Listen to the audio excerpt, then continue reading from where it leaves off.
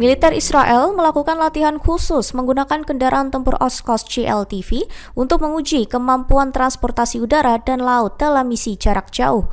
Mengutip dari Ynet News pada 23 Agustus, bahwa latihan ini digelar oleh unit pelatihan kendaraan berat IDF bersama Angkatan Udara dan Angkatan Laut Israel. Melalui latihan, GLTV dimuat ke pesawat angkut Hercules milik Skuadron 131 dan kapal pendaratan kelas Triton Unit 921. Komandan unit Kapten L mengatakan pihaknya ingin melihat bagaimana kendaraan lapis baja baru ini beroperasi di luar zona tempur lokal dan menyesuaikan untuk program misi. Kendaraan ini dilengkapi kapsul penumpang anti ranjau hasil rancangan pelasan Israel.